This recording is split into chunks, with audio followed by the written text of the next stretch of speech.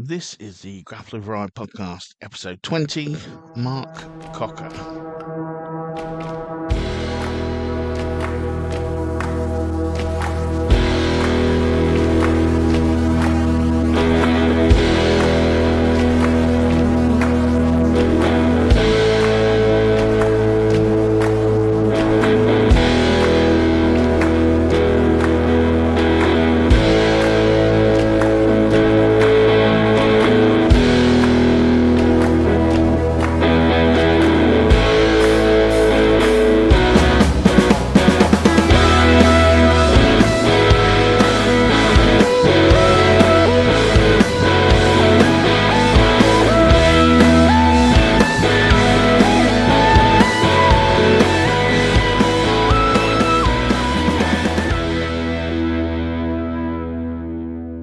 Welcome to the Grappler Ride podcast, episode 20, and our guest today is Mark Cocker.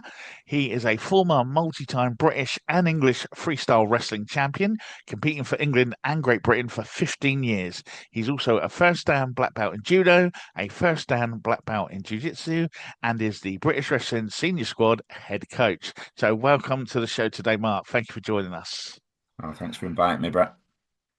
Okay, our first question, as it is for all our guests who've been here the first time, where did it all begin for you? Where did martial arts, wrestling, etc. start for you?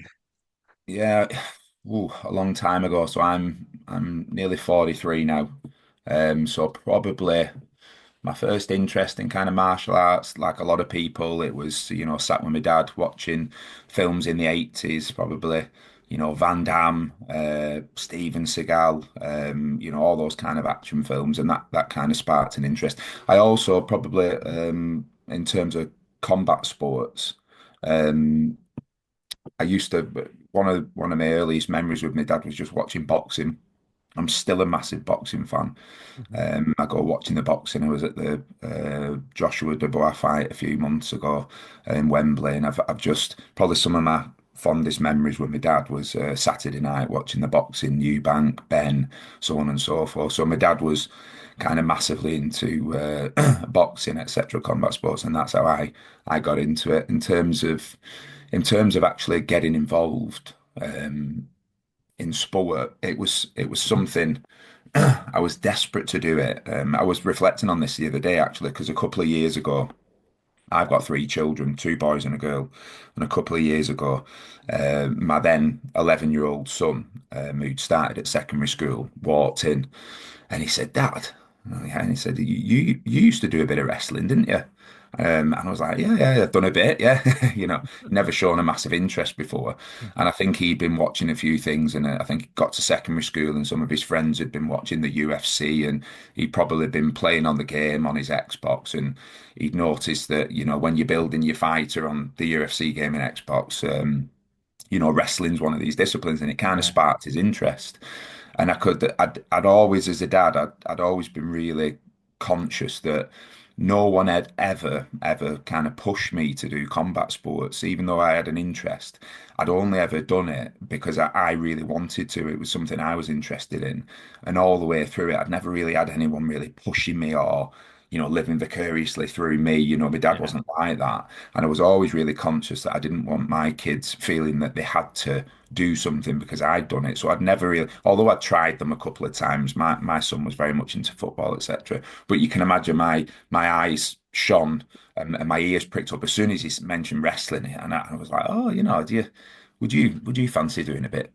Sam, would you fancy having a go? And he's like, yeah. I could see the cogs turning. And I yeah. took him. I'd always wrestled at Bolton Olympic Wrestling Club, but we've moved out of Bolton, and our nearest club was Aspel Warriors, which is Mm. over Wigan Way. And actually, I'd found out that one of the guys, mixed martial arts guy, used to train with me, and I'd known for many years, was coaching there. So I kind of took him down, and almost 2 years on now, both my boys are wrestling. They've shown an interest in it. So it's interesting that my boys and me had both kind of come to combat sports just through our own natural curiosity. There was no one, it wasn't a dynasty or anything like that where people were pushing us into it.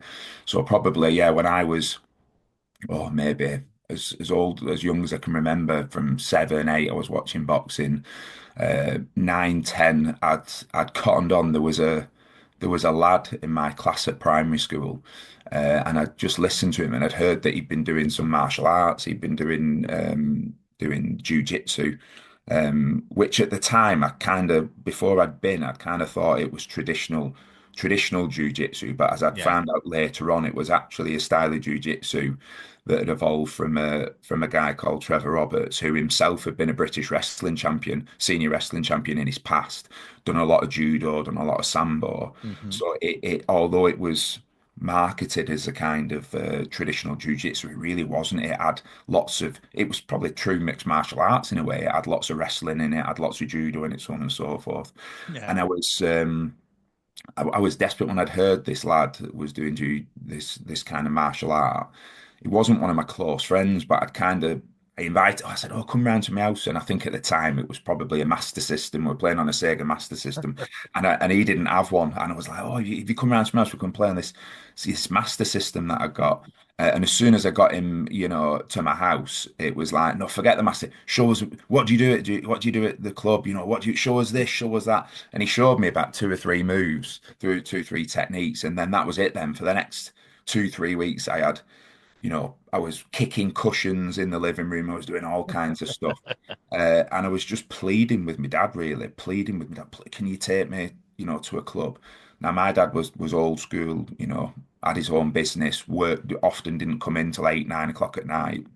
So I Yeah. just didn't have that opportunity, just no club to go to until I found out that there was a club not far, about a 10, 15 minute walk away that had opened up. And one day I wandered over there, and lo and behold, there was this club, it was thriving. There was lots of different people, shapes, sizes, all doing this kind of style of jiu-jitsu, which was probably lots of traditional jiu-jitsu mixed in with wrestling and throwing and judo and locks and so on and so forth. And I just kind of got hooked from there in terms of my first experience of martial arts. I started to grade as you do in Yeah. jiu-jitsu. And I remember one of the gradings, which was at the club, Trevor, whose style it was, who I'd never met at that Yeah. point, kind of came to the grading and was overseeing it. And at the end of it, he kind of said to me, he must have seen something he liked and said, "Oh, you've done really well there, mate. We've got a club up in Dean in Bolton if you ever get a chance to come up there." And again, I was just like in awe of him. I was like, "Yeah, I want to go and train with Trevor."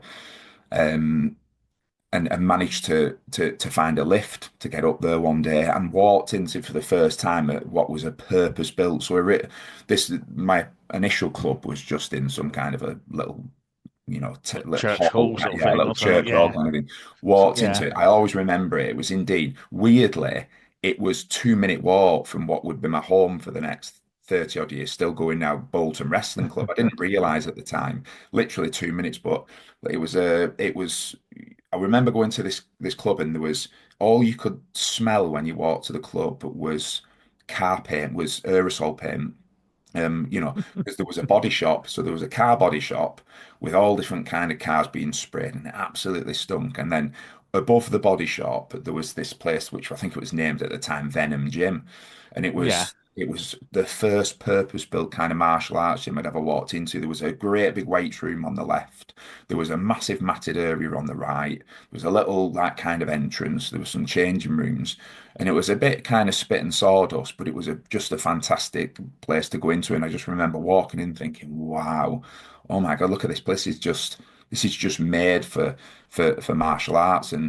And once I'd walked into that place, I was hooked. I pretty much stopped going to the club that was 10 minutes away from me. And every opportunity I got, I was up at that wrestling. Well, it wasn't a wrestling club at the time, up at that martial arts club with Trevor. I mean, to the Yeah. point because my dad was working. Come holidays, as soon as the holidays came, I used to get my backpack. I used to run, which was at the time. I mean, you wouldn't let your kids do it now, but I used to run 5.5, 6 miles or walk in a morning. So I was there for opening time. I mean, Trevor must have been sick of the sight of me. I would get there in the morning. I would be there all day, literally all day. 8 o'clock at night, classes would be going on. and then I'd be running back, and I shudder to think what age I was when we were doing this. I was probably like 12, 11, not even that, 10, 11, 12, doing all these miles. But I was just in awe. I just loved the place. I just loved the training. I was trying to soak up all this knowledge and what have you. And I did that for kind of several years, Do probably you, two, do you 3 years. think it was because it was like a hybrid of, like you say, sort of put all these different styles together? Do you think it like gave you a base in, because later on you sort of branch out in lots of different areas? Do you think that where your base grew, sort of thing? You sort of put your roots down, maybe? Absolutely, because it was branded as jiu-jitsu, but looking back at it, as I started to progress and go into different sports, it, I don't want to talk on behalf of Trevor, but it wasn't kind of traditional jujitsu. I've seen traditional jujitsu, and all martial arts are great, aren't they? But it was very much a hybrid. There was lots of wrestling involved. Now, at the time, of course, it wasn't till later. It wasn't till a few years later when I'd walked into Bolton Wrestling Club, and I actually saw this old picture on the wall, and it was Trevor holding his British championship in wrestling. Yeah, But it started to sink in, and I'm thinking, oh, hold on a minute, you know, a lot of these moves that we're doing that they're doing here at the wrestling club is what we've been doing in jiu-jitsu and so on and so forth. So it definitely gave me that grounding. It kept it very, very interesting. So it was very much I think he used to call it shiajitsu, which was very much like kind of the fighting style. So yeah, you'd learn a lot of technique, but then in every session you'd go for it. There'd be an element of it wasn't just technique, etc. It was like, right, go on, get on with him and see whether it works, and you'd end up yeah, invariably wrestling, grappling, going for strangles, going for leg locks, going for pins.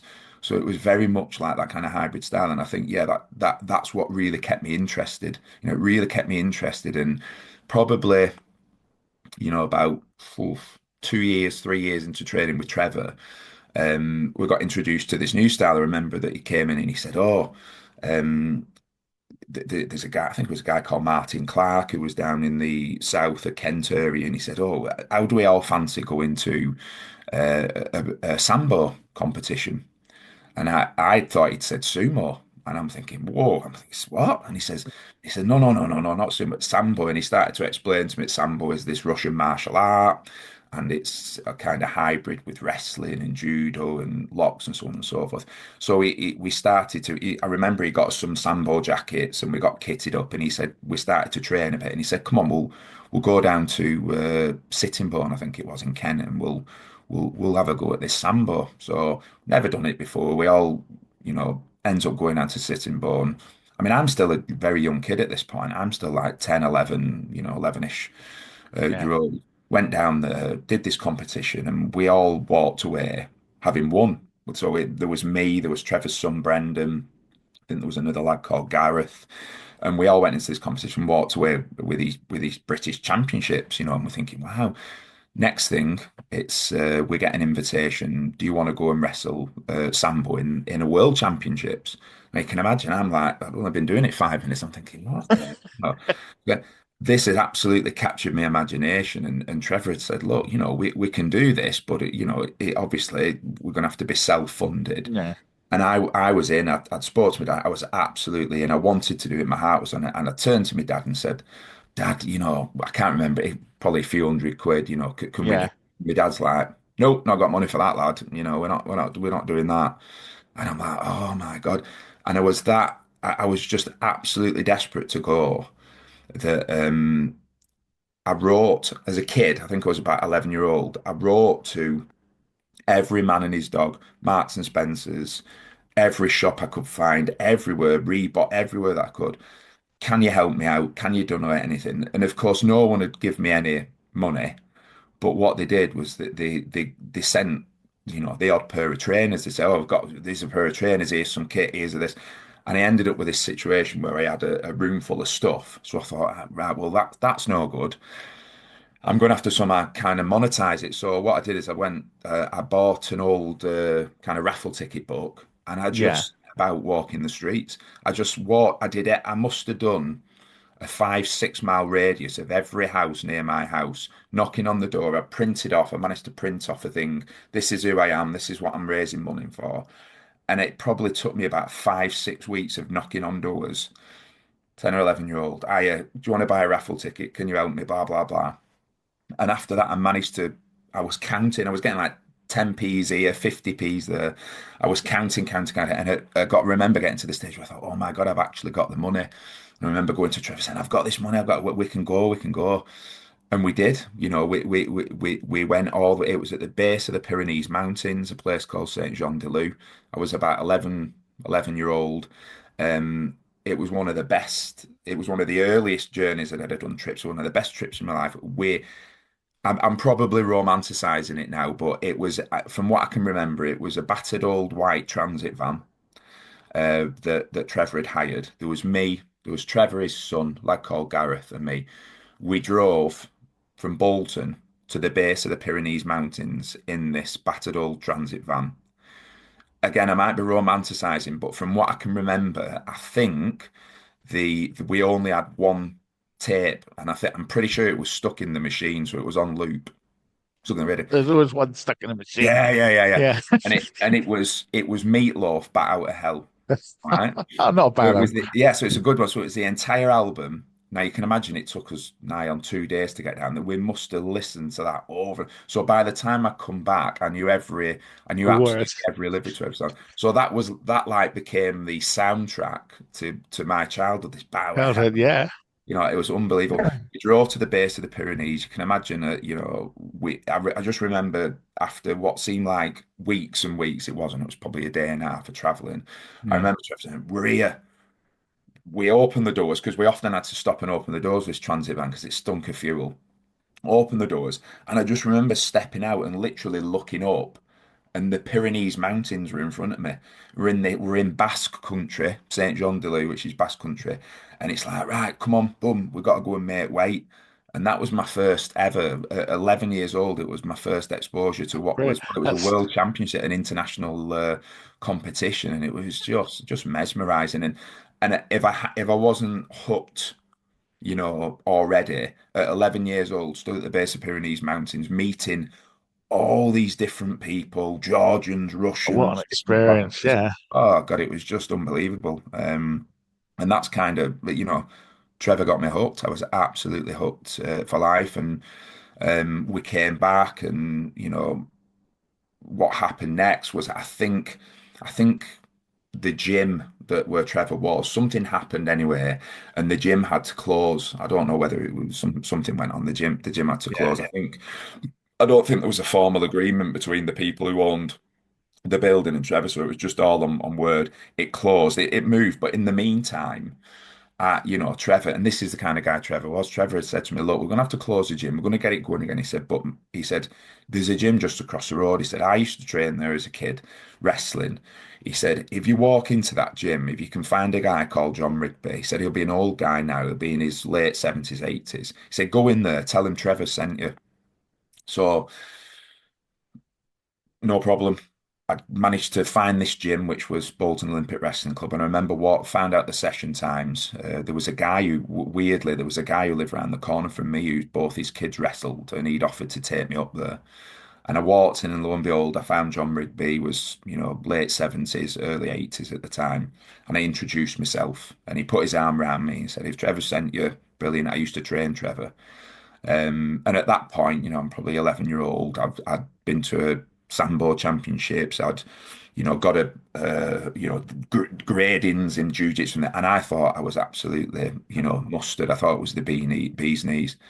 And I walked into Bolton Wrestling Club. And I always remember because all the kids were looking at me because I walked in and I had shorts on and I had a pair of Sambo boots. I put a pair of Sambo boots, and now Sambo boots, the ones that I had anyway, were full leather, Russian, Soviet, former Soviet. But I don't know where these boots had come from. Someone had given me. The sole on them was just leather, so there was no grip on it. You're all over the place. And I remember walking in, and they're like looking at me.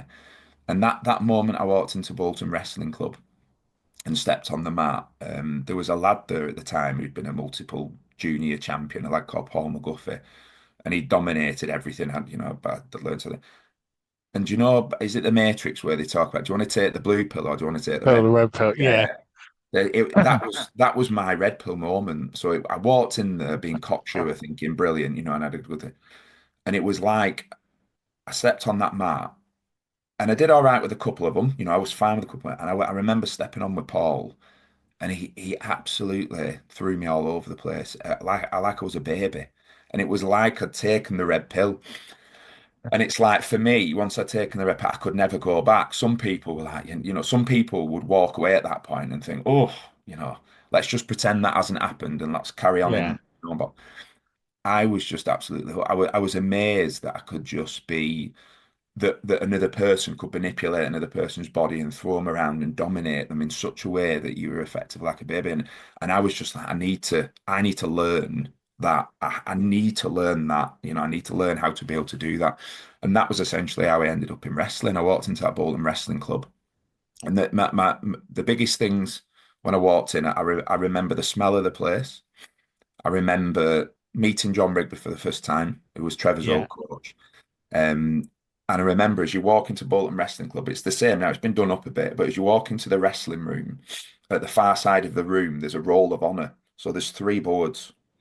And this roll, it's an old board, wooden board. And what it has is it goes back maybe 100 years, and it's got British champions, and then it's got Olympics, Europeans, Commonwealth Games, Worlds.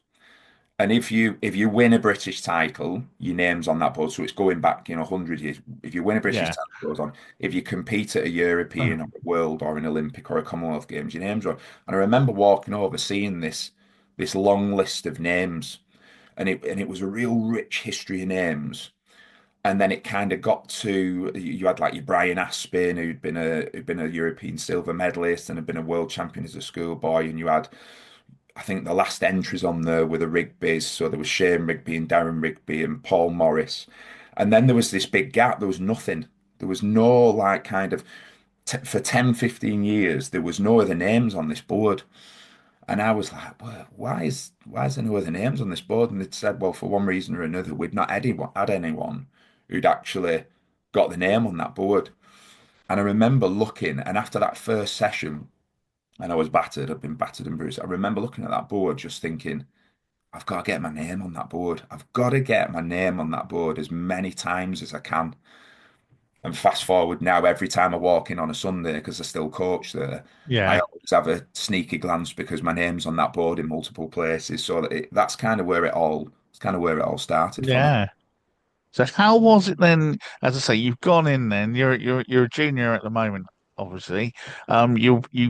You've just been bounced around. You've gone back in like that second time now, like you say, the one where sometimes people don't expect you to come back because you go in the first one, you get bounced about, and then they don't expect you to come back. What was it like going in that second time, knowing because that can be the harder one sometimes, knowing that you've just been, like say, you got ragdolled. You're a kid as well, so Mm. it's a lot more. When you're older, you can philosophize it a bit more. When you're a kid, you're like, how dare they? Or whatever. You've gone back in the second time. How did they take you the second time?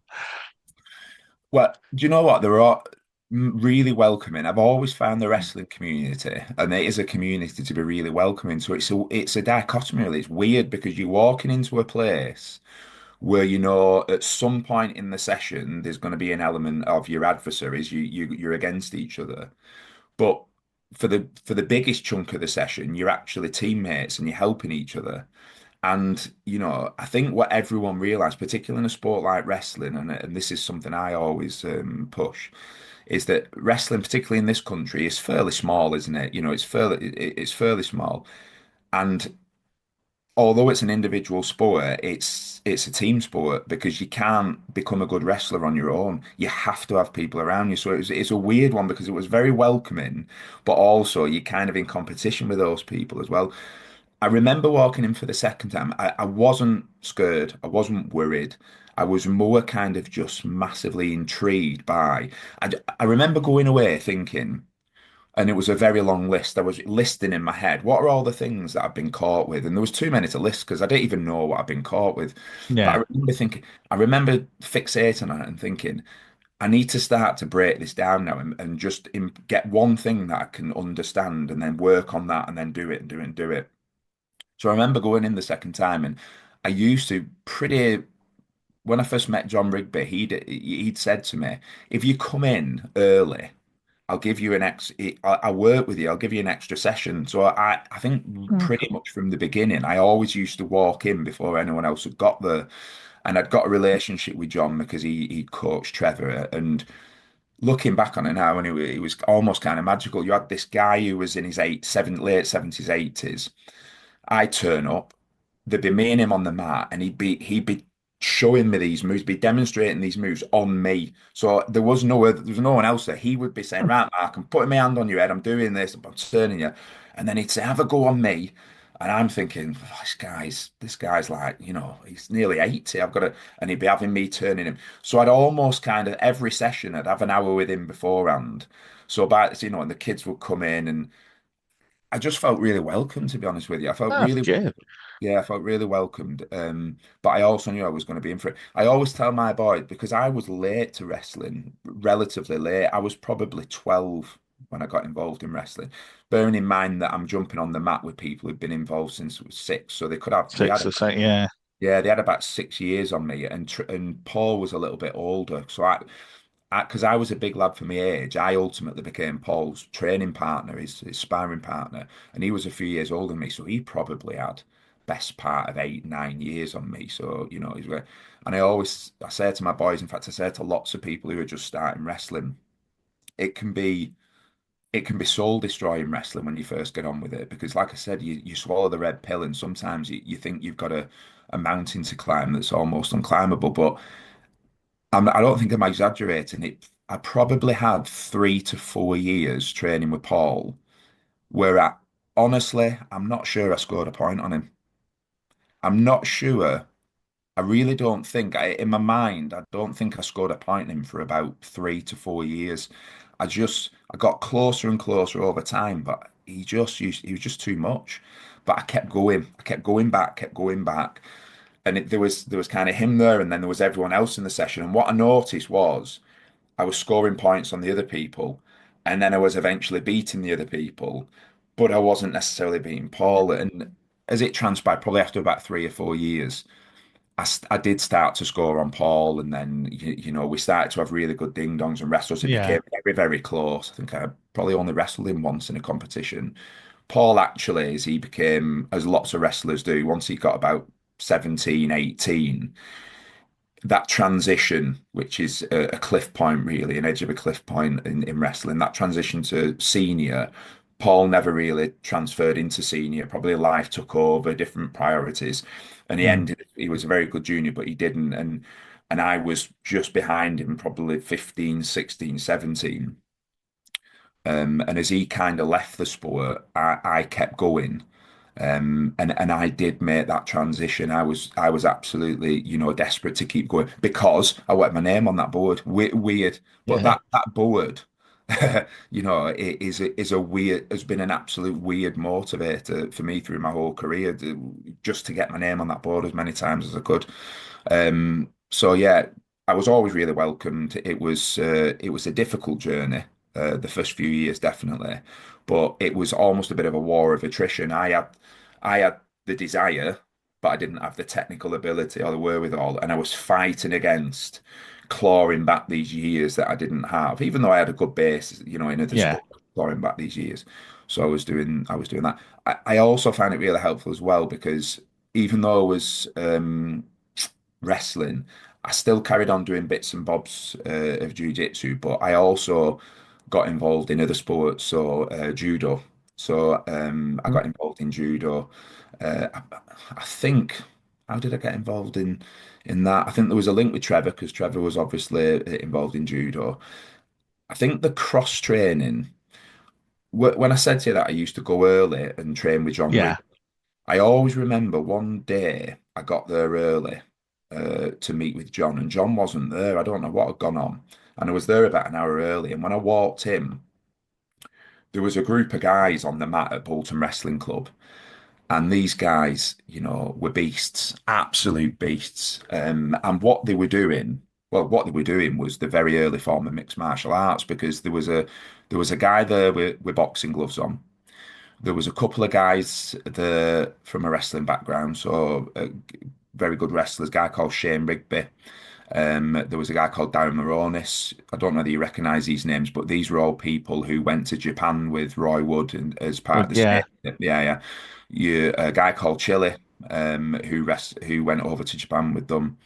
I'm pretty sure. I'm pretty sure Darren Morris was there from ASW. And I remember walking in and sitting down and seeing as a kid, and I'd gone to train with John, he wasn't there, and I was just watching. And again, I don't know whether I'm romanticizing or not here, but in my mind, I remember someone saying, "Oh, there was a boxer there. I can't remember his name. There was a boxer, and he was coaching them in boxing, and they've been doing a bit of boxing. And someone must have said, 'Yeah, but who'd win, boxer or a wrestler?'" And all of a sudden, they're all in a circle, and there's this guy with his boxing gloves on, and then there's Shane, and they're saying, "Right, well, go on then, let's see." And it just like they start having this sparring session. And of course, what happens was Shane double legs him, takes him straight to the floor, mounts him, grabs hold of him. The guy's looking at him, and then everyone's laughing and joking. It wasn't adversarial, it was the. I remember looking at that thinking, wow, and what it was many years later, what I knew was that was the beginning of, I think probably the precursor to even ASW. You had Darren there and all these people who were getting yeah, involved in all these different kinds of mixed martial arts. And they were originally training at Bolton Wrestling Club. And I think in those early days, eventually, I'm not sure whether they were kind of asked to leave or it was frowned upon because no one really understood what they were doing. It was the cage fighting stigma and this, that, and the other. And I'm yeah. pretty sure that they kind of moved away from Bolton Wrestling Club, and that was where they actually ended up forming Atherton Submission Wrestling just down the road. But I was kind of witness as a kid to the very early stages of that kind of taking place. And of course, later on, I got to know all these people because I used to go and cross train. So I'd go to ASW as a kid. I'd go there and I'd train with Shane and Darren and then I'd go to Tilsley Judo Club. And at Tilsley, there'd be Darren's old coach, who sadly passed away a couple of years ago, Jack Mountford, who was a great judo player and a wrestler. I used to go and train with him at Tilsley Judo Club, and a guy called Kev Kinney, who was a World Masters Judo champion, a guy called Steve Ravenscroft, who was Great Britain team for judo for a long time and at Erms. And so, even though I was doing the wrestling, within any one week, I'd be doing judo. I'd be going to Addison Submission Wrestling Club. So I'd be going to all these places without even really knowing it, acquiring all these different All these skills and different things. knowledge in lots of different sports. Yeah. It's good. It sounds almost like some sort of Ken Roach film, you just got the sort of, and how it leads you up there. No, it's brilliant. It's just, yeah, I just wish we had that down here a bit more. But so you've got all that going on then. What about when you start competing as a junior? Did you notice any differences there? Because like you say, you had the guy that you've been training with trying to score a point on, and then you're stepping onto the mat against, I don't know, what were the tournaments like back then? Were there many? Were there a lot of people there? Yeah, loads of tournament. We used to. There seem to be. I mean, we have like to be fair now. There are, there's a good amount of tournaments now. We used to have a Lancashire Championship, so there used to be a Lancashire Championships, which was quite a big deal actually. And I think my first competition I ever did was Lancashire Championships. I was only a novice. I'd probably been training about 4 or 5 months, and I was young. I was probably about 12-year-old. I was light, and I always remember going in my first ever match. Someone had showed me a front head roll, get them in a headlock, roll them for two. It's weird because I never show that move, and I always tell kids when I'm coaching them not to do it because it's so dangerous and you can get pinned and all sorts. But someone had Yeah, showed me the head roll.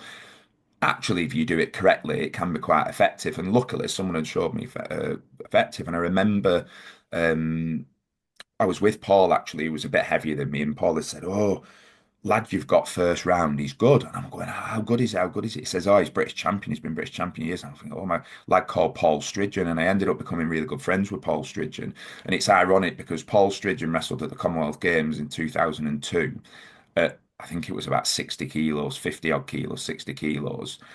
And I was training at like 90 odd kilos, 100 kilos at the same time, but we'd right. actually been the same weight when I first started wrestling. And I remember going on, and I grabbed hold of Paul, and he must have been thinking, "Oh, he's a novice, this guy," which I was.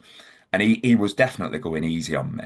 And I remember snapping him down, getting him in a head roll, and I rolled him for two.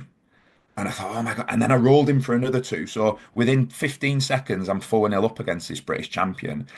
And I rolled him for two. And I'm thinking, oh my God, what you do after you've head rolled for two is you realize that you're not going to get a third because, they get smart to it. What did I do? I went for the third and ended up getting pinned. So, but I walked off, and for that 10 seconds, everyone was like, "Eh, eh, eh," and I remember coming off saying, oh God, you give them a shot, you give them a shot. I can't remember where I placed in that Lancashire Yeah. Championship, but that was my first memory of competition. And again, I was hooked. Um, just started doing all the Barton competition, which I know has restarted recently. Is a great competition that used to go to all the small ones really. I can't remember first time I did a British, or maybe it was in English. I can't remember. I would have been probably that same year. Uh, the great thing about wrestling is there's no belts in wrestling. And it's a great but scary thing. So, you look at jiu-jitsu competitions and you go on, don't you? You go on to smooth comp and this is my belt and this is my time, blah blah blah. None of that in wrestling. You could be up against a ranked novice or you could be up against an Olympic champion. There's no belt to give it away. The ears can sometimes give it away. If you come across someone with cauliflower ears, then there's although that's not necessarily always a precursor for them being Yeah. brilliant, not. And I just remember again, it's that red pill moments once you get into a competition, training in the club, and then what works in a club and what works in a competition are two different things. And suddenly you start to have to navigate a whole different world in terms of what actually works here. You've got to deal with the nerves, you've got to deal with the butterflies, so on and so forth. So yeah, my early flow into competition, I was never like kind of put off by competition, which I think I was quite infused by it, which I think has probably allowed me to do quite well because I was always able to deal, even though I had the nerves, I was always able to deal with the nerves. Okay. So what about then say okay, so the junior competitions now they've all gone through and obviously you've won your fair share of medals there. You hinted at it earlier, that step up to the senior thing. How did you find that? Because like you say, that can be a point where you suddenly like, we've all seen it. You lose a lot of great wrestlers because that, 18. There's a lot of other things you can be doing at that age than coming Yeah, to a mat and rolling around every week. What was that step up like for you, both, like personally, professionally, as you've developed and just in the training in what you were doing? Because I think some people as well I've seen where suddenly what was working for ages suddenly like that doesn't work anymore because everyone's bigger, faster, stronger, or more experienced, or whatever. yeah. What is a big leap? How was the leap for you? It's it it's a huge leap, and I think it's a leap that was made easier for me because from about, like I said, 13 foot, once was 13, 14, because I was quite big for my age. That cross training, going to those other clubs. So Yeah. when I was going to Tilsley Judo Club, I was on the adult class. When I was going to ASW, well, you were just in a room with monsters. You're on there with these big guys. But of course, what they all had in common, both at Tilsley and at ASW and any other clubs I once went to, was that they were all in the true sense gentlemen, in that they knew they were on with someone younger and Mm. they'd kind of give it to you, so to speak, but they're also conscious that you were still younger than them, so they're also helping you. So from a very early age, and again, probably things are different now, but I was from 14, I was wrestling and doing judo and Yeah. doing with older guys, with seniors and kind of learning with them. So that leap to from moving from wrestling schoolboys and juniors to seniors, I'd already made 2, 3 years before I'd actually had to do it Yeah. competitively. So I know it's different, wrestling in a club, but I wasn't necessarily I knew what it was like to wrestle against someone with that kind of man strength and adult strength and so on and so forth.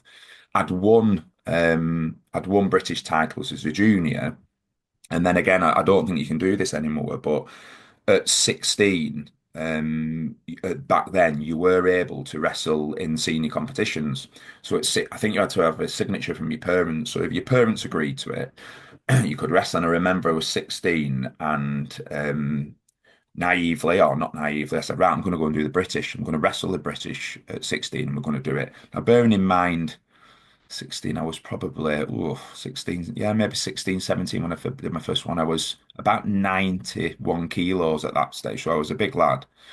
I got the signature and I said, right, I'm going to go. And I remember traveling down, it was down south somewhere. And I think I won three on the bounce. I was beating people, and I got all the way to the final. So that was another one of those watershed moments where, you get into the final and I'm suddenly thinking, oh my God, I'm the bee's knees. I'm 16, I'm 17, I've just got to the final of the British. And clearly I'd been wrestling with adults and it helped me. And I was in the final against a guy, very experienced wrestler. And I remember going on, that I remember it vividly. Whistle went.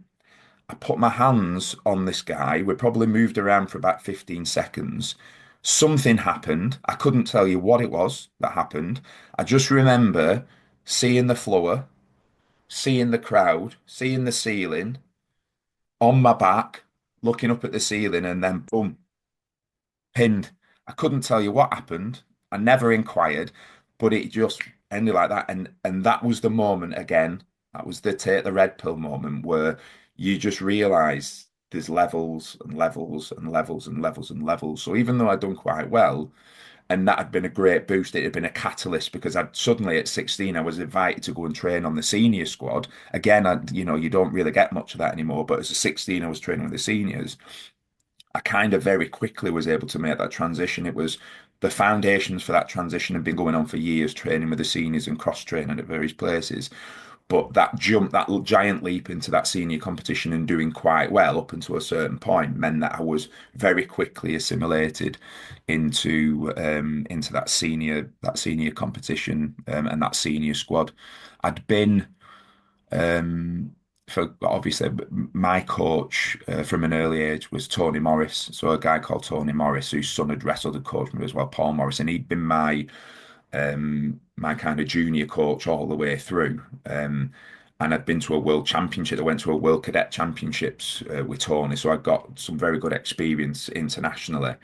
And then at that point, then as I moved into the senior squad, there was a guy called Michael Kavanagh from up in Scotland who I got very, very close to. He kind of took me under his wing and invited me on the squad to develop me.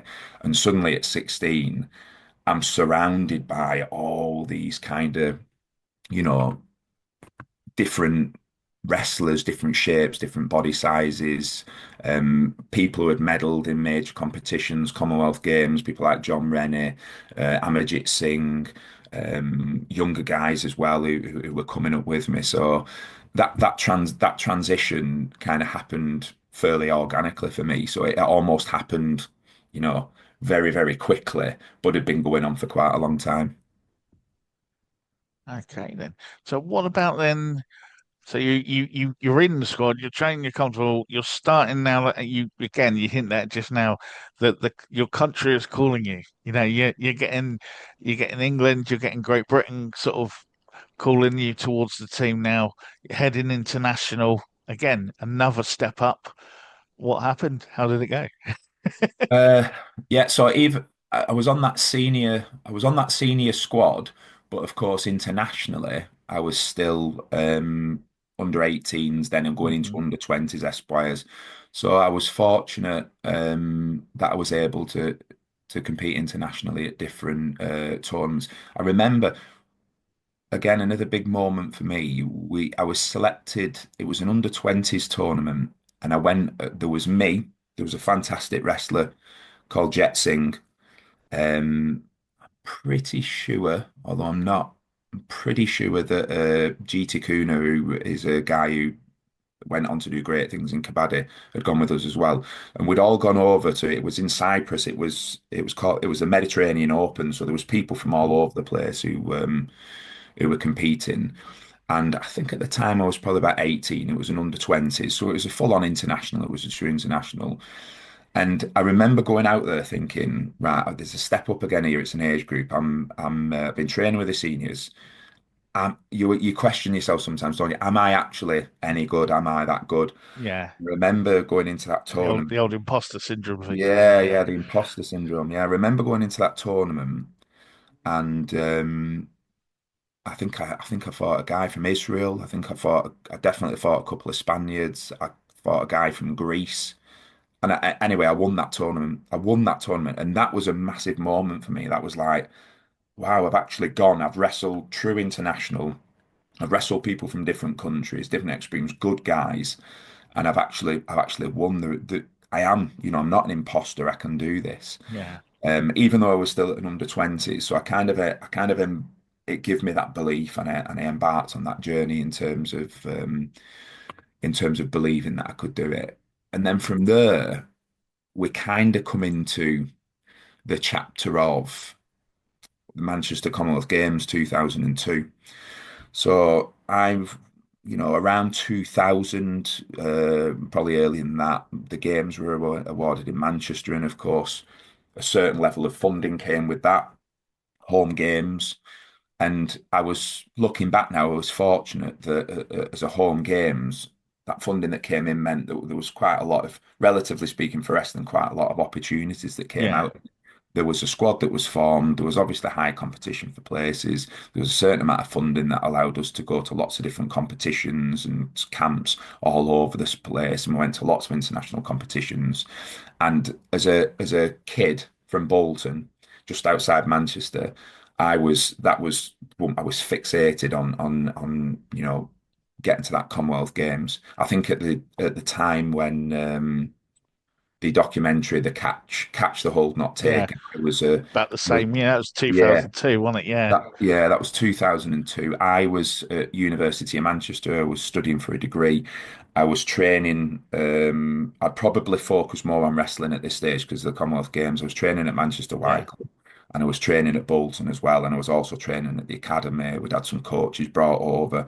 There was some a bit of a churn of training partners that were coming over from Ukraine and so on and so forth, which were good for us to develop us and kind of train with. Um, and that on the run up to that 3 year run up to that really developed, got lots of exposure to competition. Long term, it was a fantastic developmental period. In the moment, I was just absolutely fixated on getting to those Commonwealth Games. And to cut a long story short, I got down to the last two. There was me, and then, well, in fact, it was me for a long time. I'd become number one. But there was another guy on the horizon who had previously wrestled for South Africa, and was in the what was the final stages of naturalization and essentially becoming a UK citizen. He'd lived here for a long time, Yeah. a good guy, good guy, very good wrestler. He was towards the end of his career. He was probably mid-30s. Um, I think the year before the team was picked, I think he'd got a top eight or a top seven finish in the world, so he'd done really well. And we'd wrestled couple of times, and it was always kind of very close between us.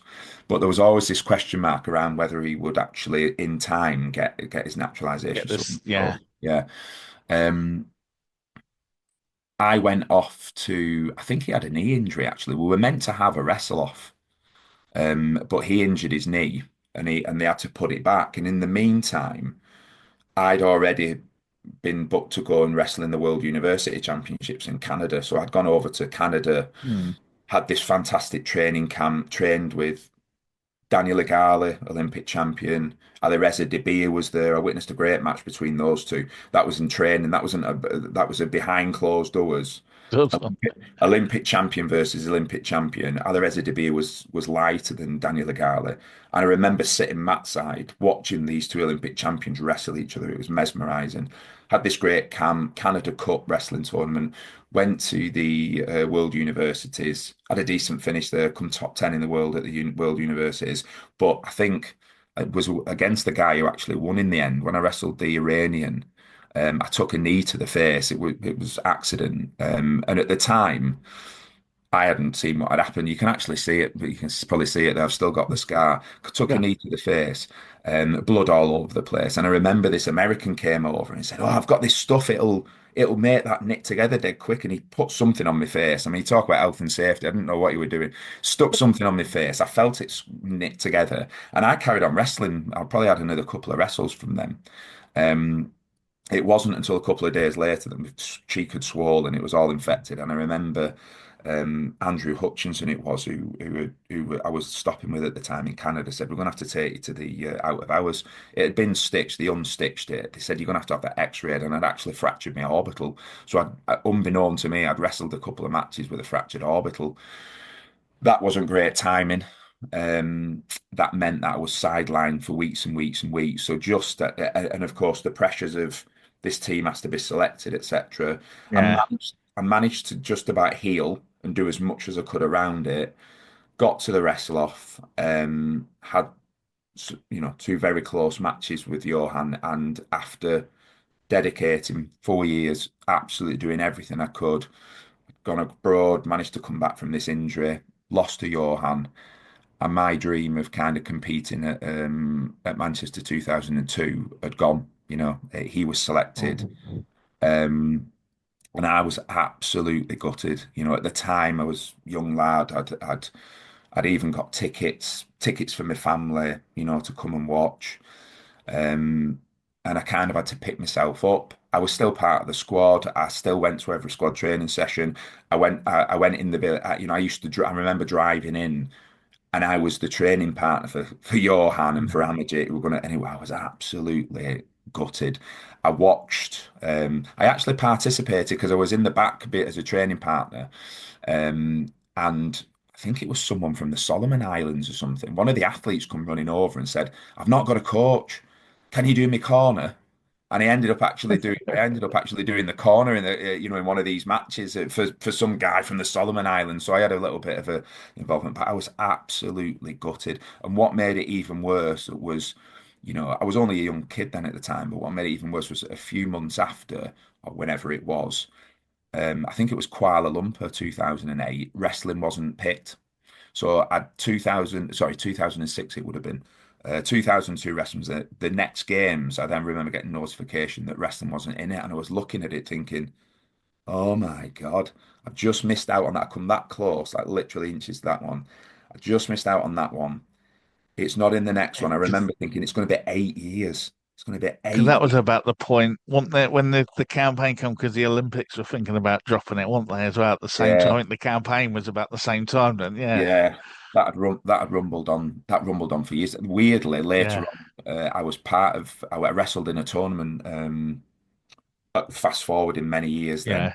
So, um, Feeler had put on a Save Our Sport tournament, and that was a fantastic tournament. It was in Athens at Olympia, and they'd asked representatives from yeah, all over the world. And in fact, that was a Feeler tournament. I got bronze there. I went over, wrestled in Olympia. I mean, the finals there were fantastic. They're in the ruins, and it was open. It was outdoor, so it was on a mat outdoor in the open air with all these ruins yeah. behind you. Who You're can say literally that? Who can wrestling. say they've done that? Yeah, Oh, no, it that's was. I amazing. mean, what an experience that was. Yes, but that movement rumbled on for ages. So I was then at that stage, and this is where I had a bit of a. This is where I diversified again. So after Yeah. 2002, it was 8 years for the next Commonwealth Games. I was a bit, if I'm being honest, I was a bit disheartened. I probably, I Well, felt, I wouldn't, no one would blame you. Yes, I yeah, mean, you've got that window, you've been training for it, and then, yeah, no, absolutely. Yeah, I was disheartened. I was doing my degree. I finished my degree. I kind of got into teaching, so I was getting a career going. I carried on wrestling because I love wrestling, yeah, but I kind of drifted around a bit. I think at that point, I started to go back to judo. So even though I'd done a lot of judo, as I was growing up, I'd never graded once in judo, never done it. Um, and I think I must have spoke to, it was Kev Kinney at Bolton Wrestling Club who used to train there. And he'd said, "Oh, come down to Tilsey." He said, "Or even better yet, come to Urmston. That's a really good club, Urmston Judo Club." So I thought, go on then, yeah. So I was driving at the time, and I was still wrestling, and I went down to Urmston Judo Club, and another, red pill moment. There's levels, isn't there? I went in there as an accomplished wrestler, and this was at the time where you could still leg attack in judo. They changed all the rules, didn't they? Because Yeah. The Russians started double legging them and beating them at their own game, but they took the double legs out. So, but this time you could still do it. So I went in there and again got certain level, great, but then you get those levels above and you start to get intrigued. Oh God, they're throwing you about. So I probably embarked on about maybe two to 3 years of judo then, where I was still wrestling, but I was doing an awful lot of judo. It was at Yeah. the time again where you could, I mean, I got my downgrading. I went from white belt to a first dan in less than 12 months in judo. Now you can't do that anymore, I don't think. I think they can, because No, in you have to have judo, so long at each one, haven't you now, and all yeah, I that. think Yeah. now you have to have so long. But what I was doing was because I'd done a lot of judo I wasn't a white belt. I'd done a lot of judo, but I'd never Yeah. graded. Because I'd done a lot of judo, in judo, you can definitely a black belt or if you downgrade, you can accumulate points by winning other brown belts, for example, in competitions. So I Yeah. was going to gradings, but then I was going to competitions and I was beating two or three brown belts, for example. So by the time I'd come to my grading for my downgrade, I probably only had to win a couple of two or three brown belts on the bounce because I'd won a load of them in competitions already. I was training with really good people, got my downgrade. I think I competed at a few different competitions. I got asked to do judo national team championships for the Northwest. I remember doing that. I can't remember the name of the guy, but I remember going on for the Northwest, and I beat some guy at judo, come off, and then I remember someone coming over to me saying, "You do realise he's national squad?" And I'm like, "Oh, no idea." And so then I started to get noticed. I got some good placements. I think I definitely come top four in Britain at judo. Went all over the place really, and got really interested in it. And to some extent, at one point, I think I'd gone very much into judo, and wrestling was Yeah. just helping my judo. I had a career. I'd had a family. I had a daughter at that stage. We're getting into like kind of 2008 territory now. Yeah. Well, had been and gone. There'd been no wrestling in it. 2008, and then there was an announcement. So years had gone by. I'd been doing jiu-jitsu, judo, just keep ticking over. I was competing in between in wrestling and but I'd kind of walked away for a bit. I remember the announcement coming through that wrestling was going to be in the Commonwealth Games in India, 2010, Delhi. Yeah. Um, and I remember getting that notification, and then I just remember that really like kind of that stirred up a load of stuff that I'd kind of not put to bed but was dormant. Yeah. When it really stirred it up in me, it all came flooding back, and rightly or wrongly, I felt a little bit of injustice for whatever reason. I'd not got where I'd wanted to be, and that just came whipping back up in me. And I just remember, I can't remember who it was saying to someone. I was just saying, I've got to get there. I've got to get to this point. It'd been such a focus for me during my formative years as a Yeah. teenager, 16, 17, 18, 19, and to fall short, I thought I have to do this. I felt like I'd never be happy or fulfilled or able to rest unless I'd gone to one of those big multi-sport events. I'd been to Worlds and so on, but I wanted to go to one of the big multi-sport ones. So at that point, I probably not competed in wrestling for about 3 years in a competition, and I kind of I remember going on the web. I think it was a website at the time, or email someone and saying, "Can someone send me the Yeah. qualification criteria for Delhi?" And I got the criteria through, and I remember looking at it thinking, right, so you need to go to these tournaments, you need to do these qualification tournaments, you need to win these tournaments, you need to have a top four finish internationally in a feeler tournament. So I'm looking at it, I'm thinking, man, I can do that, I can do that. And I think 2009, and I was a big boy at this point. Now I was probably about 112, 113 kilos. First competition for probably 3 years, 4 years. I jumped back into the British, and I can't remember. I think in the end I came second or third, something like that. But it was very, very close. I thought, whoa, after 3 years out, Yeah. I'm very, Come very straight proud. into that. Yeah. medalled in 3 years. Yeah, Absolutely, yeah. So I thought, right, there's a good chance here. So then I kind of then stopped. So I stopped the judo, I stopped everything and just focused completely on the wrestling. I thought I've got to just put everything in here. yeah. Bear in mind, I was working full time and I was had children, so on and so forth. So it was a big decision to make. So at The the other, same, sorry, just to cut in on it. So you're a school teacher as well at this point. You were saying you were yeah, yeah. teaching. So So I'm a yeah, school teacher as well. I'm just trying to work out yeah, where you got the time. yeah. Well, I probably appreciate that even more probably than most people yeah. would, because I know what it's like. Yeah, probably at that stage. I mean, I was a school. After university. I did my teacher training, and then I started teaching pretty much straight away. So all the way through, on most of my senior career, I was working as well, which was quite unique because a lot of the people I was competing with, either with as team members or because of the funding that had come into the sport, or competing against in terms of getting into squads, they were essentially full-time athletes, so they were benefiting in some respects from the Yeah, funding. Now, of course, the payoff for them was that they had to commit to not particularly having a job and being a full-time athlete, whereas I had a real kind of I had a real important choice to make pretty early on because to be part of that funded program, it was pretty apparent you might be able to have a job, but you couldn't really have a proper career, yeah. what teaching's like. And I was ambitious in my career as well. And be able to do things the way that the program required you to do, to get the funding. So I had to make a decision, and I remember, I can't remember who it was. It was someone who was around me, someone who was friendly to me, had said, "You're going to have to make a decision here. You either dedicate yourself to the wrestling, or you go down the career route." And I was like, "No, I'm not choosing. I'm not doing that. I'm not willing to do that." I had well, probably, but just before I had a family, but I knew where I was going in terms of at some Yeah. point. I thinking, with the best will in the world, it's probably never going to pay the bills. This, I need to be able. I come from a pretty, humble backgrounds, and I knew the importance of being financially secure. And I was like, well, I'm not willing to actually make that choice. I think I can do both. I think I can do as much as I want to do in sport, if not more, and have a career.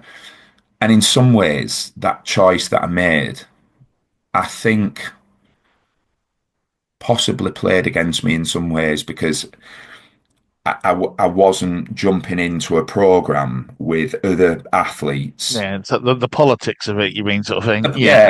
it's the Yeah, I get politics. you. I There's get you. politics in every sport, isn't there? Oh Every God, yeah. sport has politics, and I hasten to add that the people who were running the sport back then are not the people who are running the sport now. Notwithstanding that, I'm sure you could speak to any athlete in any sport, and they'll all be able to tell you a story about politics. Politics. So Oh yeah, yeah, 100%. the word. From my point of view, and again, in every story, there's their point of view, that point of view, and then somewhere in the middle is the truth, isn't there? And Yeah. but I just felt like I would, and don't get me wrong, in some respects, I placed myself on the outside of whatever the program was because I wanted to have this career, and I didn't want to be necessarily, sacrificing my career for sport.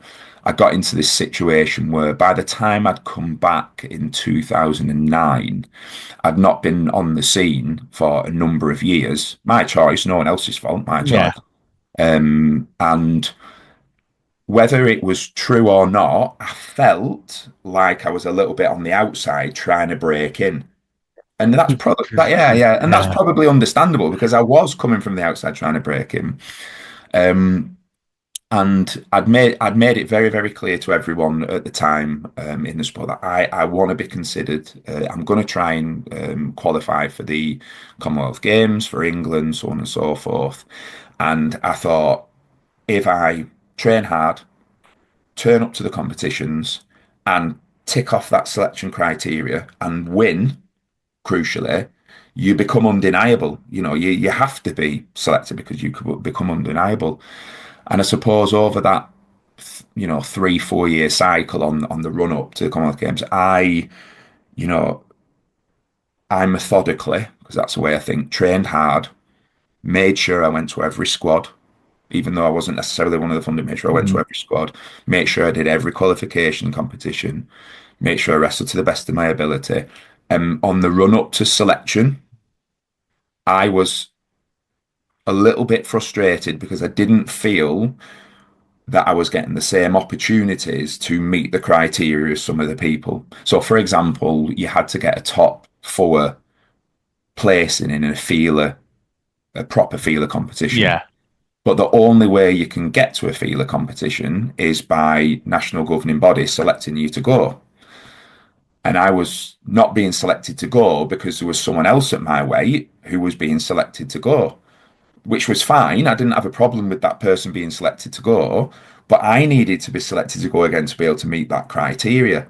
yeah, For whatever reason, it wasn't happening, which I was frustrated about, and raised my kind of concerns about it. That look, I am beating this other person, or at least it's like that. But I'm not. I don't feel like I'm getting the same opportunities. Um, and it's fair to say there was a little bit of friction at that point, politics, so on and so forth. And in the end, I remember very close to selection for the Commonwealth Games for India. Um, I'd pretty much hit all the criteria with the exception of the top four feeler finish. And actually, what happened was they were running a feeler international in Britain called the Great Britain Cup. And actually, there was going to be two teams entered. There was going to be an A team, Great Britain A, which I think was predominantly English wrestling, and then Great okay. Britain B was going to be the other home nations.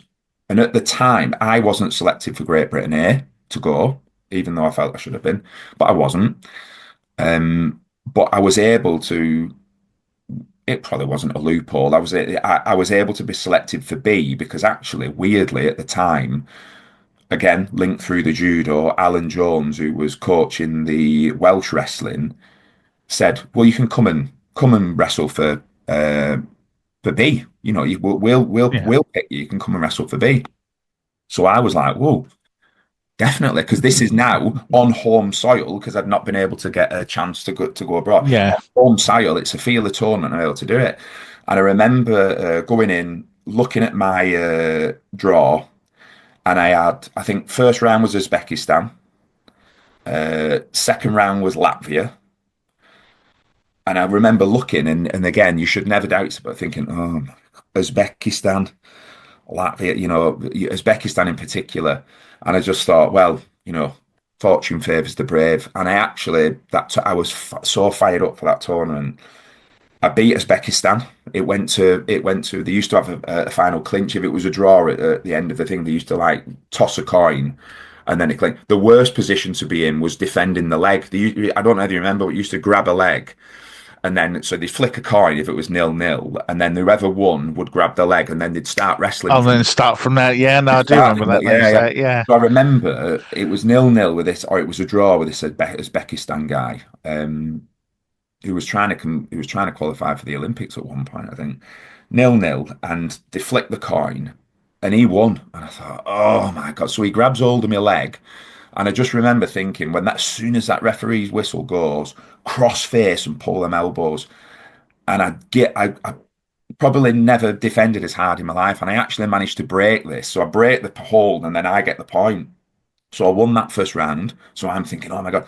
Went on with Latvia second round. I beat someone else. In fact, I think that was second round. Third round was Latvia. Went on with Latvia. I still do it and I still show it. I have this single arm snap down. So it's a snap down, but it's two hands on the arm. And I remember catching this guy with it twice. Beat Latvia. Lo and behold, I've got to the final. I've got my top four feeler finish. I've yeah, got at least the silver. I had some rushing in the final, at least the silver. I am absolutely cock a hoop. So just as soon as that tournament finished, I remember writing in and basically presenting my case and saying, look, these are the selection criteria. I've done that, I've done that, I've done that, I've done. The last thing that was outstanding was the top four finish. I've done it, like literally. I pretty much think it was the day before. I think it was the day before selection. I think they were having yeah, the tournament at Ponds Fours. Just to point it out to you, I've done it. Anyway, I wasn't selected. So I'd gone through this entire kind of thing, and in my mind, I should have gone. I wasn't selected, and I'm not going to get into the ins and outs of all the politics and how we No, got there, that's right. but I kind of strongly put my case forward, and it ended up in a situation where a wrestle off was ordered. So they said, right, well, what we'll do, wrestle off. So best of three matches, whoever wins goes.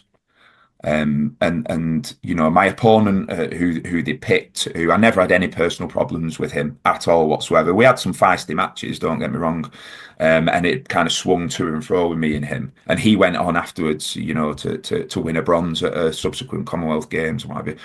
But it came down to this wrestle off, and I remember, in terms of pressure, it's the most amount of pressure I've ever felt in my life because there I feel was. nervous hearing the story. I'm like, oh, Oh God, there was now at least 8 years of disappointment, not being able to rectify it for Kuala Lumpur, walking away from the sport, coming back to the sport, rightly or wrongly feeling that, you know, maybe my face didn't fit. Again, that might just be my perception, but that was where all this had built up. The last minute, literally the day before selection, I'd managed to creep in and nail that last selection criteria. What I felt as an injustice of, you know, I should be going, all hung on these potential three matches. And I remember it was at the Wrestling Academy in Salford, and I told every man and his dog, I was just thinking I need as many people to be there to witness this as possible. I need so that if I lose, I lose. But if I win, or if there's any doubt over whether I've won or not, if there's loads of people there, no one can deny it. And yeah, loads of people turned up. It was full. The hall was full. I had people who I'd trained with, who I'd not seen for years, who turned up, people from Manchester Y Club, people from Bolton, people because I was doing the rounds, going around all the clubs. Because what I failed to mention was that my class that I still run now, getting into coaching, I started that class in the middle of this because I needed bodies. And I didn't have any one club that had enough bodies. So I set up this Sunday class to try and get bodies in. We'll come back to yeah, that. So I had all these people, turn up. Um, which was great. But I tell you something, when you walk into a room of loads and loads of people who are all, I felt they're all expecting me to win. Of course, they probably just all wanted me to win. yeah, Well, the pressure, and I've competed in front of 8, 9,000 people in a Commonwealth Games subsequently. It was nothing compared to that pressure. And I remember going on, it was best of three. And I remember it vividly. You can watch it on YouTube. It's up on yeah, YouTube, that's it, etc. It was very close in some respects, but I won both matches. Never got to a third match. I won both matches. I didn't have 1 point scored on me, and I ultimately believe it was just through sheer determination. There was 8 years, if not more, of disappointment, building up, training in the mornings, training before work, training after work. You know, bringing this group of people together to train on a Sundays to get me ready for that moment. And I just remember going into it thinking, "Oh my God!" And to just there's right at the end, weirdly, I had a really bad relationship with, you know, when I told you about the time costs. So if yeah, it's yeah, nil, they don't have this rule anymore. But the time cost, the coin toss, sorry, coin yeah. toss, That's right. and Yeah, then they grab the leg. So Uzbekistan at the GB Cup, I lost the coin toss. It went for me. I'd probably wrestled Chinu loads of times, 4 or 5 times. And on a few occasions, we'd often, because it were that close, we'd often come to this coin toss. Must have had about 3 or 4 coin tosses. Every single coin toss I'd lost.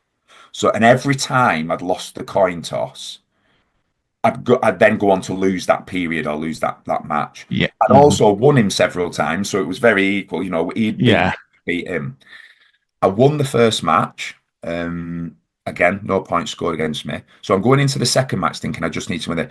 It got to the end of the second match, right at the end, and it was level. So I'd won the first match. It was level. It was 0-0 at the end. We fought for it. it was the last possible moment. It was either you win the coin, you win this part of the match, or it goes to a third one. And you don't ever want it to go to a third one because you put everything into your first two. Yeah. And I just remember I was in the crouch position, tired, and I just remember looking up, and just thinking, I've never won one of these coin tosses ever. I've done probably 4 times I never won it. Referee flicks it up and it drops, and I couldn't even look. And I just remember him shouting the colour. And I wasn't even paying attention to what colour I was in. I just presumed that he'd won the coin toss because he'd always won it. And Yeah. on this occasion, I won the coin toss. Oh. And I remember grabbing hold of his leg, and I just remember thinking, I've just got to drive you off. I've just got to go for it. And I grabbed hold of the leg, whistle blew, and then the whistle blew again. False start. So something had gone wrong. And at this point, I'm sure you could have seen my heart busted out my singlet.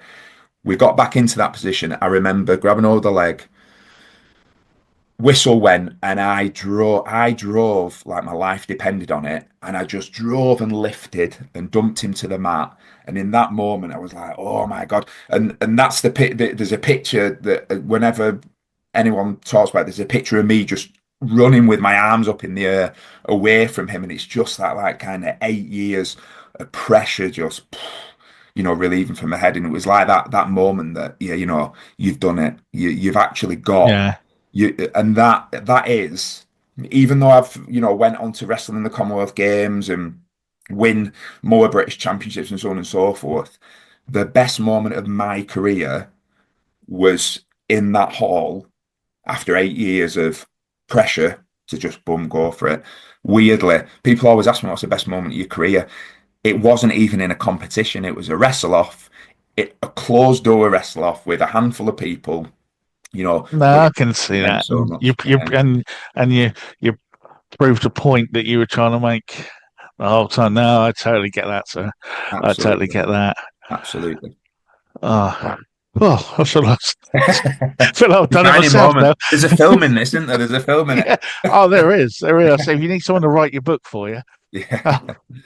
Yeah. But yeah, so we've But gone that. You've when gone. people sorry, when people talk about, and I wasn't the greatest wrestler in the world. I mean, there's levels to wrestling. I'm not for 1 minute professing that I was some kind of world beater, but what wrestling teaches you, it teaches you lessons all the time. There's that old saying, once you've wrestled, everything in life is easy. And that is absolutely the key. And in terms of getting, perseverance, that was 8 years of perseverance. So when you're involved in a sport, and they talk about the grind, don't they, and this and the other, but when you're involved in a sport like wrestling, it teaches you. It teaches some people to just never give up. Never ever give up. And do you know what? Even if at the end you don't get what you deserve, even if I hadn't have won that wrestle off and I hadn't have gone to the games, I'd still be. I'm not going to lie. I'd be sat here pretty bitter. Yeah, I probably would be. But I'm also confident that I would have learned enough from the sport to be able to deal with it and still come out a better person on the other side. And that's why I'm so glad that my two boys, through their own choice, are experimenting and doing a bit of combat sports and wrestling, because I don't think we have enough of that in today's society. What combat sports do is that it's that planned adversity. Yeah. It's the safe adversity that allows you to find an awful lot out about yourself. Sometimes in a short period of time, sometimes over like with my case, over a very long, extended period of time. But it's a safe space to experiment with how you react to adversity, and fail in your reaction to adversity, but then also succeed in reaction to adversity. And the beauty of it is that it's actually the journey that's more important than where you actually end up. It's the journey of experiencing that adversity and reacting to it and finding out about yourself. That is the absolute best thing that wrestling, or any combat sport, but I'm biased to wrestling. Wrestling teaches you, to be able to face adversity and deal with it. Wrestling teaches you how to do that. I think it makes strong human beings, really do. And this evening we meet 5 wrestlers hoping to get to grips with a gold medal. We sent our own Mr. Muscle, Chris Hall, to try and pin them down.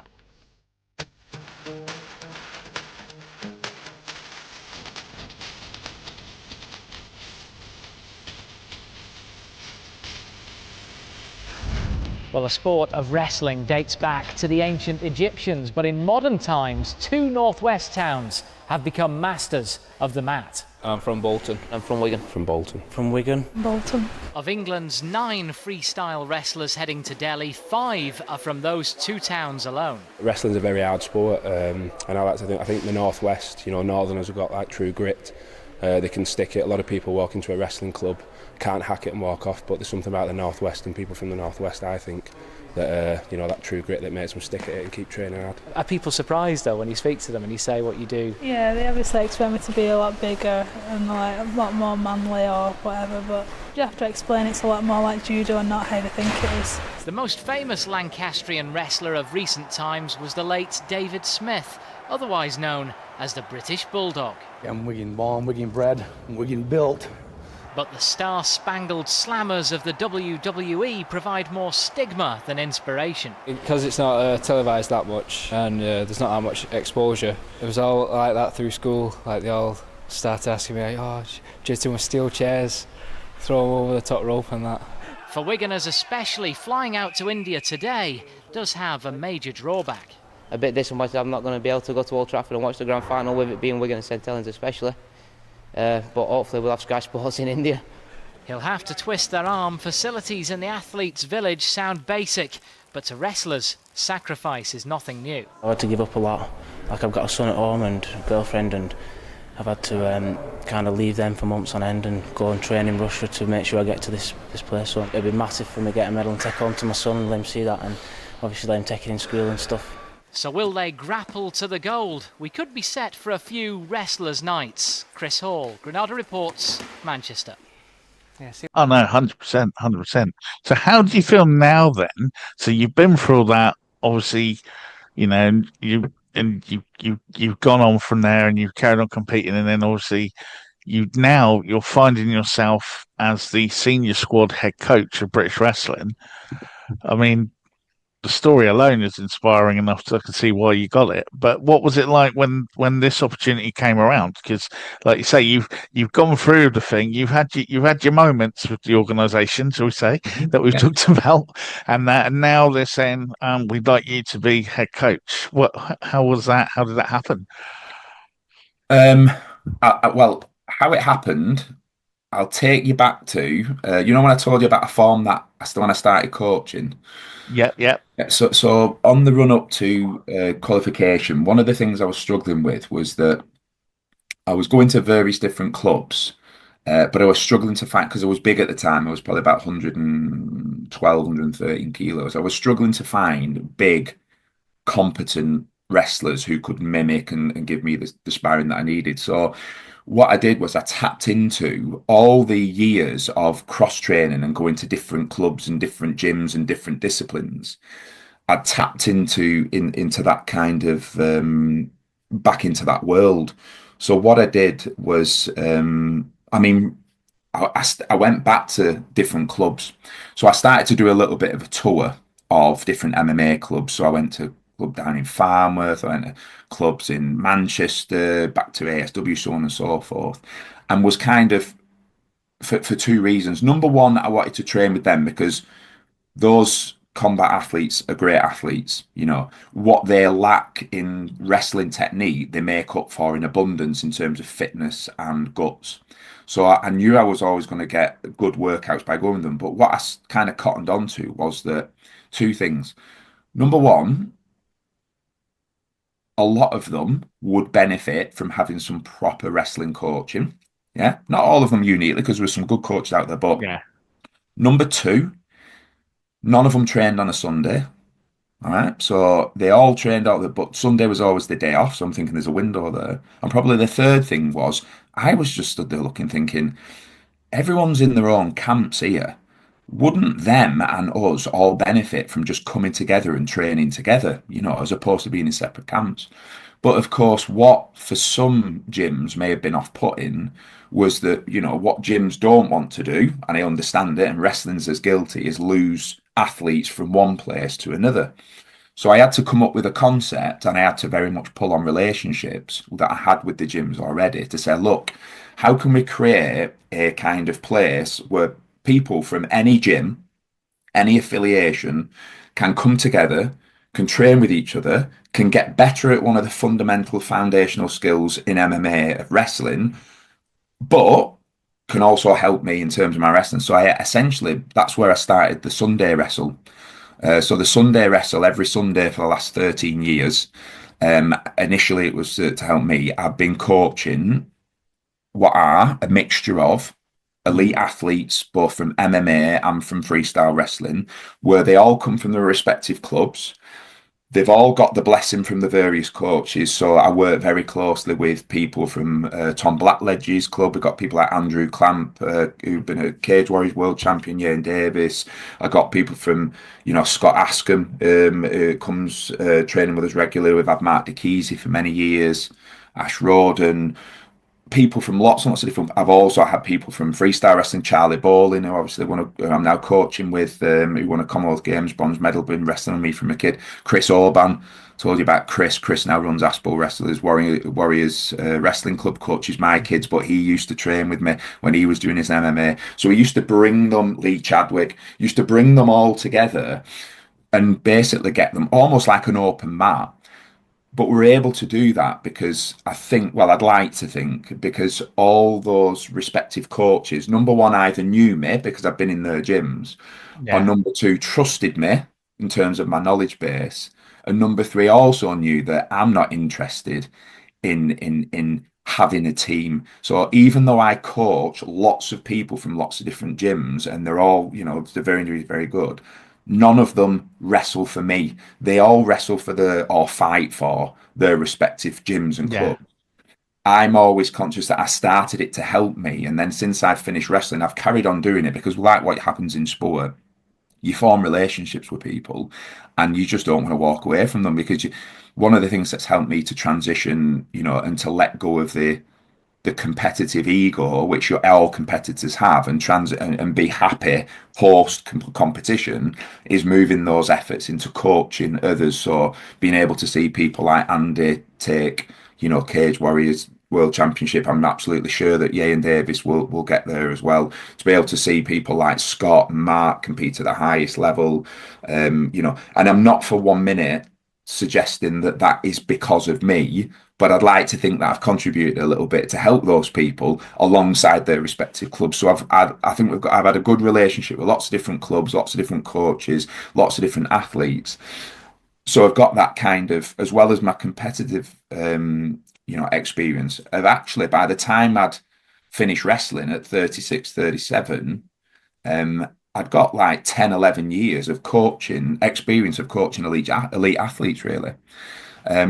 So when probably a couple of years ago, probably for the last 2 or 3 years, various different people had been asking me if I would get involved in coaching wrestling. I was like, get involved in coaching wrestling? I've been coaching wrestling for the last 12, 13 years on a Sunday, wake up, this has been going on for years.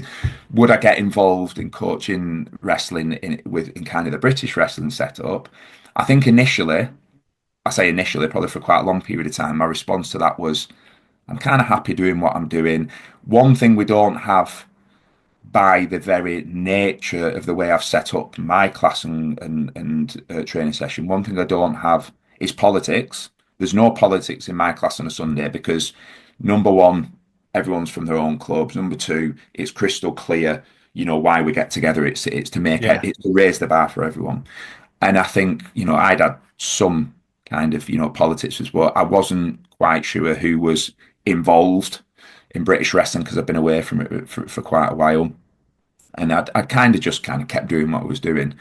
And then I'd heard that a few different there'd been a change of people who were running British wrestling, and the coaching side of it, people like Charlie, who I'd coached as a kid, I had some input with, who was a good guy, like Cole Ross, They were coaching national squads for the juniors and the under 20s. Mo was over there as well.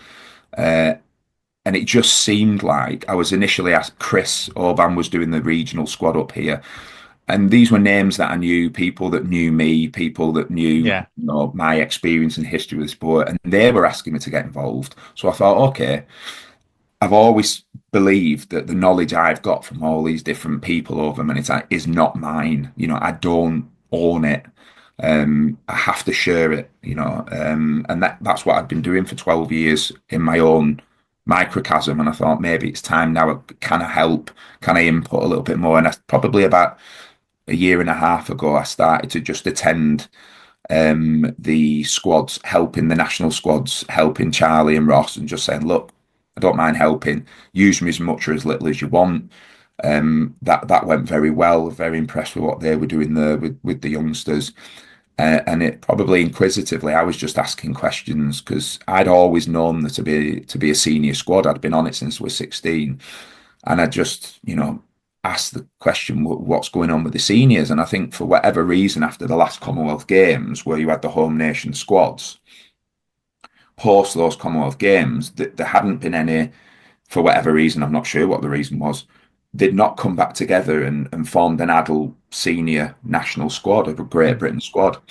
And again, I thought that was odd. I thought it was odd that we didn't have a Great Britain national squad. I'm sure there was reasons for it. And I just said to them, look, what I see here is that we're seeing all these, we've seen some very talented young wrestlers that some of them are now getting to 17, 18. And I'm thinking, when I was 15, I was training with senior. When I was 16, I was on this senior squad. You're getting that cross-germination, cross-pollination. We're preparing people. And I'm like, where are these people going to transition to? When they look forward, the optics of not having a senior squad, because we've got enough athletes to have a senior squad, it is really not great. What we don't want to do, because we know we've got this cliff edge, 16, 17, 18, particularly in modern world, there's so many distractions to get you away from sport. Well, we were talking about it earlier, weren't we, as well? But even, like say, nowadays as well, with the social media and all the other stuff as well, it's definitely even bigger drop off now. Massive drop off, and I was looking at, because I could see I'd started to get quite invested in some of these younger kids and seeing that some of them have lots of potential. I'm thinking, and I'm sure lots of people, it wasn't me that necessarily started, but I was just saying, oh, what are the optics of leaving? There may have been reasons why that's not been reformed, but if you leave it too long, you run the risk of, and the optics are that there is no transition. The cliff you is. lose the routine, don't you? You lose the habits. You lose exactly. So, some time had passed, and then eventually, it was touted that they were going to start to bring back some of those squads. Initially, just invite people who had medalled top 3 places in each of the weight groups. And initially, I was asked, along with Anatoly, who's one of the coaches, because I've got experience coaching adults, that's what I've been doing for 12 years, would I go along and kind of run a session with Anatoly and help him and run that first session? That was last year. I'd like to think that went well. We got all different people together. It's fair to say different abilities, different experiences, different backgrounds, but we got them together. And it must have gone down all right. And then we had a conversation, and I was asked, could we start to get this going? It was definitely something that I felt needed to happen, whether it was me or someone else. And I suppose we're in this first phase now of, you need someone to run it, don't you? I, after being asked, was happy to lead this first phase of, let's just get these people back together. Let's form this squad. Let's get them in the first instance training together. Let's also, thinking a little bit further in the future, thinking about lessons that we've learned. There are other people from other disciplines and other sports, whether it be judo, this was something that I'm bringing, judo, mixed martial arts, who we could actually potentially bring those in sometimes to help cross-pollinate and improve our athletes. And start to put together the bare bones, the structure of what does the first 18 months, 2 years look like of goal number 1, getting a fully functioning, well-formed fairly regular meeting squad together. Once you've got that, phase 2 is about looking at, right, who here has the potential now to start to go for a UWW license and start to actually allow Great Britain to be represented on that senior stage again, bearing in mind that by that point we're going to have some of these youngsters who are coming through the 17, 18, 19 from the squads who will be joining and would have already had that experience, albeit at under 20s and under 17s. And what you want is that perfect storm that, 18 months down the line, you've got an established senior squad here we've got people ready to go and compete at some internationals, and we've got these younger kind of athletes that are transitioning into that. Yeah, feeding into it. Yeah. Suddenly, then you've got something that is the credible foundations, I would say, of a more optimistic future for British wrestling. And I'm very busy, I have a job and what have you, but I was happy to be involved and set that up. If I am the person who leads it to the end of phase 1 into phase 2, and then British wrestling or people think actually now this has grown to something that we think it needs to push on again, I will very gladly step to one side or step to the side of someone else who wants to come in and lead that further forward. Or if we all agree that actually I've got capacity and it's working and we carry on in the vein that we are, I will go as long as everybody, it has to be a joint decision, not just me. I will be involved as long as everybody feels it's still progressing. If it gets to the stage where, whether it's an example of time commitment or whether it's an example of this has grown to a stage now actually where we need more people involved, etc., I will happily step aside and as long as it's in a better state than when I took it on, I'll be very, very happy. Yeah, I'll be very happy.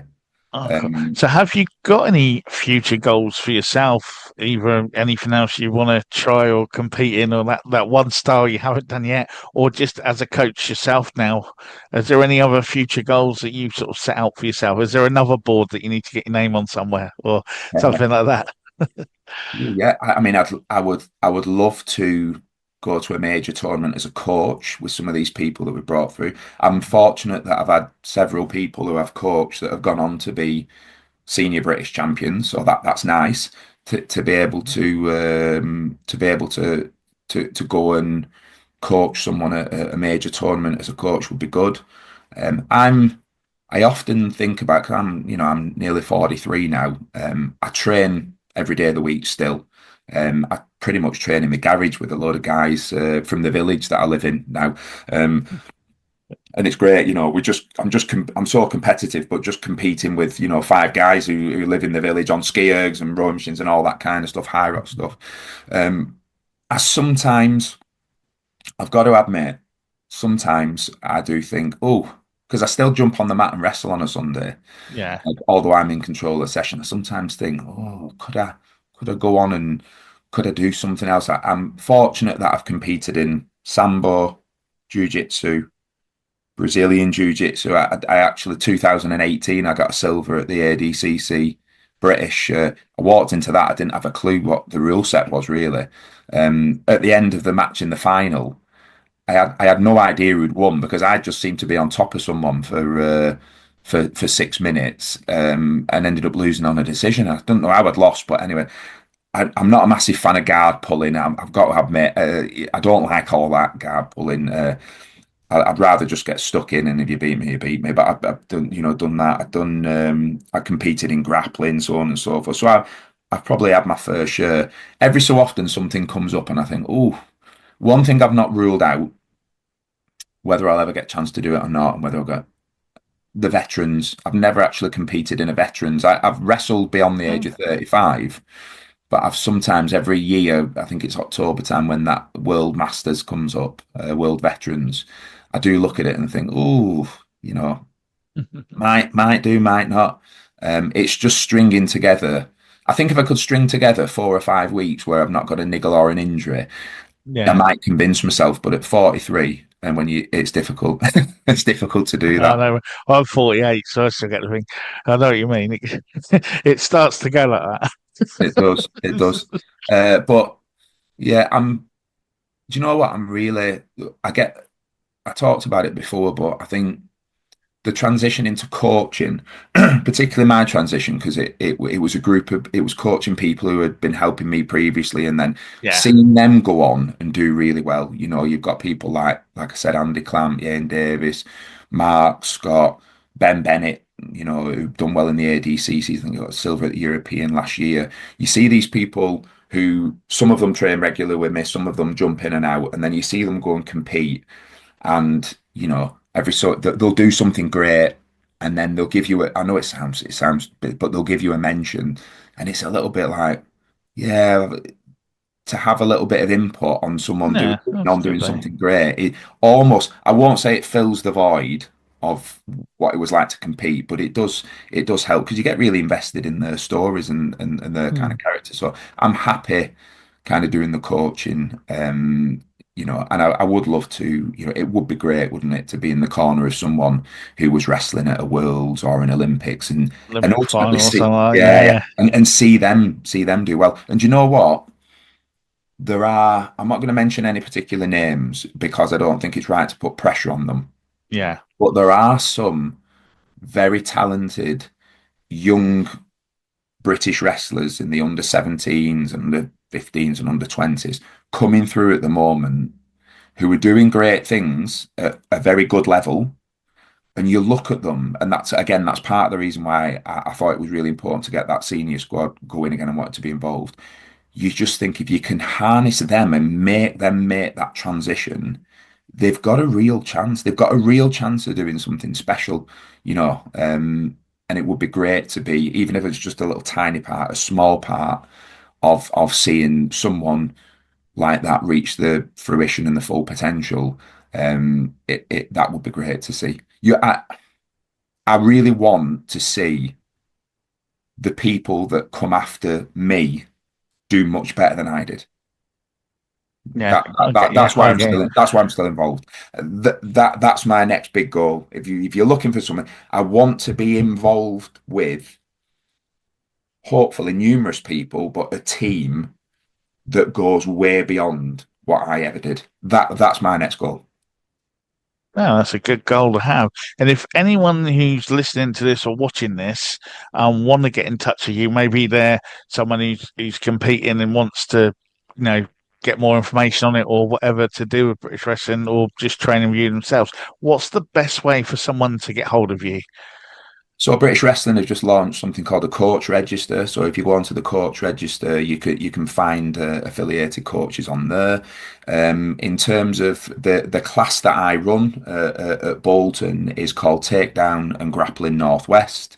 So again, you can put requests through there. You can find that on kind of social media, etc., or just request through Bolton Olympic Wrestling Club, which again you can find on the club finder on the British Wrestling website. So it's run out of Bolton Wrestling Club, but that my class is a kind of standalone, unique one in that it's for everyone from all clubs and places. Oh, that's excellent. Well, thank you very much, Mark, for taking the time out of your day to just drop all that knowledge on us today. It's been really, really good. Half the time I've just felt like I forgot to ask questions. I've just been sitting back and listening because, like I say, it's a So, very good story. And um, who's going to play you in the movie? I don't know, someone ugly. It'd have to be. Well, no, thank you very much. It's very much appreciated. No worries. Thanks, Brett. Thank you. So, a big thank you to Mark there. I've been your host this week, Brett Summers, and we'll be back next week with another guest. Until then, you can keep up to date with everything we do at the grapplerofyoureye.com or check out our social medias. We're on Facebook, we're on Instagram, and all the others. If you like to listen to the podcast, please check us out on Spotify and on Apple Podcasts and all the other podcast apps. If you could be so kind to give us a rate and a review and maybe a share, that would be amazing because it makes a huge difference to us. And if you're someone who likes to watch, then you can check us out on YouTube, where, again, if you want to subscribe and enable notifications, you can keep up to date with everything we're doing. And if you've got any queries or questions on the episodes, by all means, put them on there and we'll get back to you as quick as we can. So that wraps up episode 20. We'll be back next week. Stay safe and stay on the mats.